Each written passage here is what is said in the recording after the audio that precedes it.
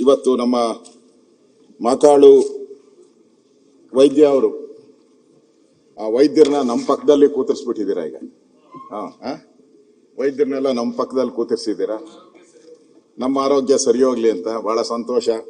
ಹಿಂದೆ ನಮ್ಮ ರುದ್ರಪ್ಪ ಲಂಬಾಣಿ ಅವರಿದ್ರು, ಬಹಳ ಕೋಆಪರೇಟಿವ್ ಆಗಿದ್ರು. ಪಾಪ ನಾನೇನ ಮರ್ತರೆ ಎತ್ತಿ ಕೊಡೋರು ಕೈಗೆ. ಅವರು ನಾನೇನೋ ಭಾಷಣದಲ್ಲಿ ಏನಾನ ಮಿಸ್ಟೇಕ್ ಆದ್ರೆ ಎತ್ತಿ ಕೈ ಕೊಡೋರು.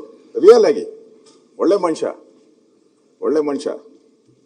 ಅದರಿಂದ ಅವರು ನಮ್ಮ ಜೊತೆ ಹಾಗೇ ಇರಲಿ, ಯಾಕಂದ್ರೆ ಪಕ್ಕದಲ್ಲಿ ಕೂತಿರೋದ್ರಿಂದ ಒಳ್ಳೆ ಸ್ನೇಹ.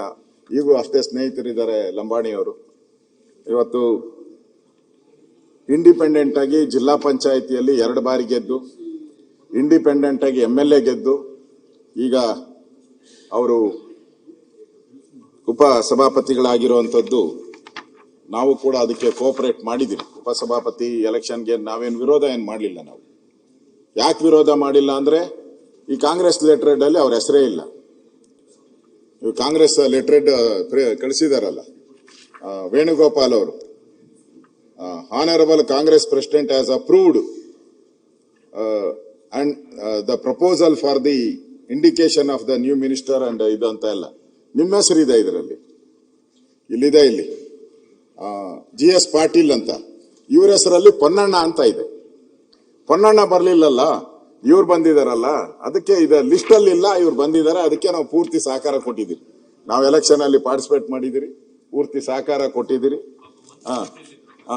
ಅವ್ರ ಪಾಪ ಮಂತ್ರಿಯರ ಪಟ್ಟಿಯಲ್ಲಿ ಇದ್ರು ಅವರು. ಎಲ್ಲೋ ಏನೋ ಮಿಸ್ಟೇಕ್ ಆಗಿ ಅವರು ಲಿಸ್ಟ್ ಅಲ್ಲಿ ಇದ್ದವ್ರು ಪಾಪ ಸರಿಯಾಗಿ ದೋಣಿಯಲ್ಲಿ ಮೀನು ಹಿಡಿಯಕ್ಕೆ ಹೋಗಿದ್ದಾರೆ. ಯಾಕೋ ಅವತ್ತು ಮೀನು ಸರಿಯಾಗಿ ಸಿಕ್ಕಿಲ್ಲ ಅನ್ನೋ ಕಾಣಿಸುತ್ತೆ ಅವ್ರಿಗೆ. ದೋಣಿನೇ ಮುಗಿಸ್ಕೊಂಡು ಏನೋ ಪ್ರಾಬ್ಲಮ್ ಆಗಿರ್ಬೇಕು ಅವ್ರಿಗೆ. ಮತ್ತೆ ಒಳ್ಳೆಯವರು ಅಂತ ಏನೋ ಅವ್ರನ್ನ, ನಿಮ್ಮನ್ನು ಅಷ್ಟೇ ಹಂಗೆ ಮಾಡಿರೋದು. ಅವ್ರದ್ದು ಅದೇ ಕತೆ, ನಿಮ್ದು ಅದೇ ಕತೆ. ಅದಕ್ಕೆ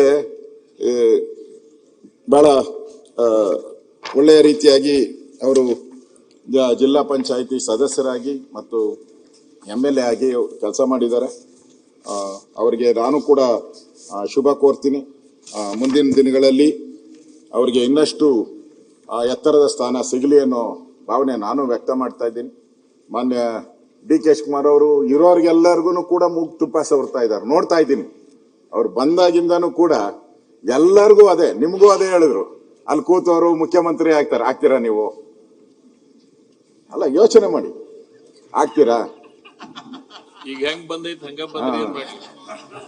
ಅಶೋಕಣ್ಣ, ಜಗತ್ತಿಗೆ ಅಶೋಕಣ್ಣ, ಈಗ ನನ್ನ ಮುಖ್ಯಮಂತ್ರಿ ಆಯ್ತಾರೆ ಅಂತ ನೀವ್ ಹೇಳ್ತಿದ್ರ? ನನ್ನ ಮುಖ್ಯಮಂತ್ರಿ ಆಗ್ತಾನೆ ಅಂತ ಹೇಳ್ತೀರ? ನಾನು ಸಿದ್ದರಾಮಯ್ಯ ಆಗಿದ್ದ ದಿನದಿಂದ ಹೇಳ್ತಾ ಇದ್ದೀನಿ, ಬದಲಾವಣೆ ಆಗುತ್ತೆ ಆಗುತ್ತೆ ಅಂತ. ನೋಡಿ, 100 ಪ್ರೆಸ್ ಮೀಟ್ ಅಲ್ಲಿ ಮಾಡಿದ್ದೀನಿ, ಬದಲಾವಣೆ ಆಗುತ್ತೆ ಆಗುತ್ತೆ ಅಂತ ಹೇಳ್ತಾ ಇದ್ದೀನಿ. ಅವರಿಬ್ಬರ ಗಾಯಕ್ಕೆ ಒಳ್ಳೆ ಮುಲಾಮ್ ಸೌರ ಕೆಲಸನ ಇವತ್ತು ನೀವು ಮಾಡಿದಿರಿ. ಅವರಿಗೆ ಏನು ಮಂತ್ರಿ ಪದವಿ ಸಿಕ್ಕಬೇಕಾಗಿತ್ತು, ತಪ್ಪಿ ಹೋಗಿದ್ರಿಂದ ಏನ್ ದುಃಖ ಆಗಿತ್ತಲ್ಲ, ಅದಕ್ಕೊಂದು ಸಮಾಧಾನ ಮಾಡುವಂತಹದಕ್ಕೆ ಈ ವೇದಿಕೆಯನ್ನು ಚೆನ್ನಾಗಿ ಉಪಯೋಗಿಸ್ಕೊಂಡ್ರಿ. ಸಲ್ಯೂಟ್ ಇದೆ.